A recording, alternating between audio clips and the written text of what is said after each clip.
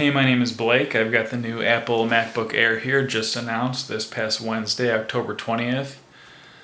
It's Friday night, and I've been calling my local Apple store to see when they'd have them in stock. Tonight was the first night, so I thought I'd go down and have a look, and as you can see, I don't have a lot of willpower.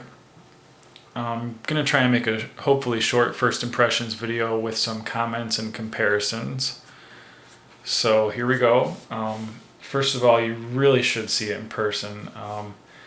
Very small, slim, sleek, tiny, light. Can't use enough words really to describe how cool it is. Not really like any other Apple laptop that you've seen before. This is the 11-inch model, 2.3 pounds. It's got a bit of a wedge-shaped design at the front. It tapers to about just over 1/10 of an inch, and at the back at its thickest point it's just over 1/2 an inch thick. For ports, on the left hand side you can see it's got a MagSafe power port, a USB 2.0 port, headphone port, and a microphone. On the right hand side, another USB 2.0 port and a mini display port. So I'm going to open it up now.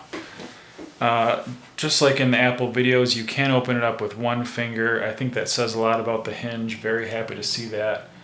I know on my MacBook Pro, sometimes I find myself kind of clawing it apart. So it was nice that this doesn't do that. Once you get it open, you can see full-size keyboard, which is really nice, even though the laptop is so small. Although it doesn't have the keyboard doesn't have a backlight, so make sure that you're either a touch typist or you're prepared to hunt and peck at night. At the top, there's a row of tiny function keys compared to most other Apple laptops that you might have seen before. Although none of the functions up here seem to be missing other than the backlight adjust for the keyboard, again, because that's missing. The very rightmost key is the power key. So the key on the keyboard turns on the computer. Let's see. It's got a nice large glass trackpad. I was really happy to see how big that was, even though it is such a small laptop. I was glad they were able to fit in a nice, generous sized trackpad. Works just like any of the other trackpads that you've used on an Apple laptop before. Very smooth, very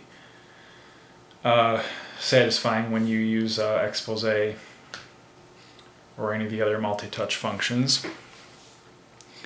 It does not have an infrared port. I have a Apple remote right here, and as you can see, when I point it at there and press things, nothing happens. Front row is loaded on here, but just doesn't work with any infrared devices, so I thought that was kind of interesting. Does have stereo speakers, which I think sound pretty good. Great for watching videos or listening to music, although if you're in a loud room or you need to be able to show something to a group of people, you probably would want to have something else hooked up, but overall I think above average. Webcam is not great. It is just kind of going to get you by if you need someone to be able to see your face, but any of the full-size Apple computers seem to have better webcams, so just be prepared. I think the screen on this is really nice. It's not an IPS display like they keep touting on their iPad or iPhone or iMacs, but even though this tends to be sort of a netbook size laptop, I would say the screen is definitely above quality compared to most other netbook size computers, and you would hope so, considering this is usually several times as much as most of the netbooks cost. Resolution on the screen is 1366 by 768, which I think is plenty for doing web browsing or word processing or whatever else you may want to do. As you can see, I have my dock on the left hand side. I think it's great to put it off to the side, especially when you've got a screen that's an aspect ratio like this. It gives you more room to work in the vertical. I want to make a comment about this front edge right here. I told you it's tapered. It is very thin. It almost disappears between your fingers if you go like this. Even though it is so thin, these nubs on the bottom raise it up a little bit, so it doesn't really disappear into the surface. There's a bit of a drop off there, and consequently it's not uncomfortable to type on. So just something to think about there. I guess I'll do a couple side-by-sides. I've got a Apple iPad here. So this is the iPad side-by-side. It's about the same width. The new MacBook Air 11 inches, a little bit taller, but probably about the same, just a little bit thicker the MacBook Air is. So that's that. I also have a MacBook Pro, 15 inch. You can see bigger. Open this up. So the 11-inch model, it has the smallest footprint of any of their current laptops, but it's not really as small as a netbook. It's still going to be great for any sort of long computing session, or not going to be annoying if it's your only computer, I don't think. So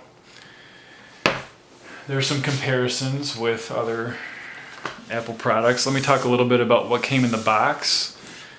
This is the power adapter for the new MacBook Air. It's a 45 watt model. I'm not sure if the same thing comes with the 13 inch. I'm just assuming that it would be. Compare that with the 85 watt model of the 15 inch MacBook Pro. It's a little bit smaller. And this is the 10 watt charger for the iPad. So right in between those. Also in the box, it comes with this little MacBook Air software reinstall drive, which will be handy if you need to reinstall the OS, or iLife 11 also comes on here, because obviously there is no disk drive. With the previous MacBook Air, they still supplied disk, but they expected you to have a secondary computer with a disk drive that you could connect to remotely. It worked. It was a bit of a headache. I think this solution will be better for sure. So I guess I'll show you some of the wake and boot times right now. Since I closed it, it is asleep. I'll open it up. As you can see, it came right on, and I can use the internet right away. There's no delay with having to connect to Wi-Fi networks, it doesn't seem like, or it's very instant or very close to it. So Apple, for sure, when they said that they took a page from the iPad book and made this very quick or instant on, or almost instant on, they weren't really kidding. I'll shut it down now. You can see it does shut down really fast. It's off. And I'll turn it on, just press the power button. Takes probably about 15 or 20 seconds from off to a working desktop.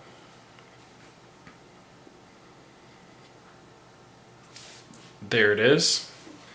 So that was wake from sleep, shut down, and boot up. For performance, this is the model that has 2 gigs of RAM and a 1.4 gigahertz processor. You can get upgrades on the RAM and on the processor, but just as a side note, usually you can't get those in store. You'll have to order those separately as a custom configured option. In the store, you can get upgraded hard drive space, which this model does have. This is the 128 gigabyte model. But that's about it. If you go to Apple's website and you see their standard models, there's 2 models for the 11 inch and 2 models for the 13 inch. So that's pretty much what you can get in the store from what I've seen. So still I would call ahead though, just to make sure that what you have or what you want, make sure they have it in stock. Another note about the hard drive, this model, again, 128 gigabytes, it had 108 gigabytes free. just for those that were curious. They're about 20 gigabytes of used space right out of the box. Two more things. They did tell me right in the store that there's no flash loaded. That won't be a big deal. Just go to Adobe's website and download Flash if you think you need it. Of course, most websites, or a lot of websites, still use Flash, so I just thought it was interesting that they mentioned it to you right in the store. And also, the RAM, again, is not user upgradable. If you were to take this plate off the back, you would see that take all these screws off, you would see that the RAM is actually soldered into the board. So make sure you know when you buy, if you're going to get the 2 gigabyte model with 2 gigabytes of RAM, that you won't be able to upgrade that ever unless you sell the laptop and get another one. So I have another computer.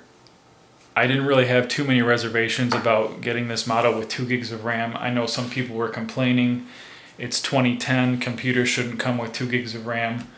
I wholeheartedly agree, but still, try this laptop. You still won't be disappointed. It's definitely fast enough for the type of customer that Apple was aiming for with this laptop. So I think that's pretty much all I wanted to cover with this. If you've